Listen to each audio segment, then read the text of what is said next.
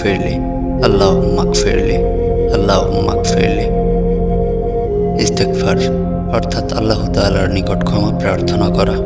আমাদের জীবনে দুশ্চিন্তা, বাধা বিপত্তি এবং জীবনের নানা সংকটের সম্মুখীন হতে হয়, কিন্তু আল্লাহ তাআলার নিকট যখন বান্দা বেশি বেশি ইস্তেগফার করে, তখন আল্লাহ তাআলা তার সকল দুশ্চিন্তা দূর করে দেন, সকল বাধা বিপত্তি থেকে মুক্তি প্রদান করেন।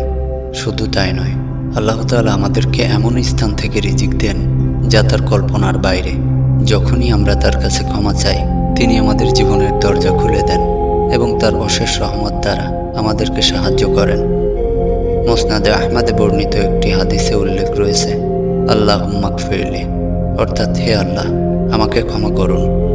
আল্লাহর রাসূল সাল্লাল্লাহু আলাইহি ওয়াসাল্লাম বলেছেন, যে ব্যক্তি ইস্তেগফার করে, আল্লাহ তাআলা তাকে ক্ষমা করেন এবং তার সব সমস্যার সমাধান দেন।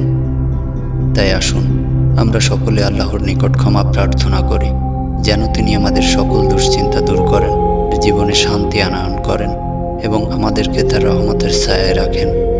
ইস্তেগফার করুন, আল্লাহর নিকট ফিরে আসুন এবং তার অপার রহমত লাভ করুন।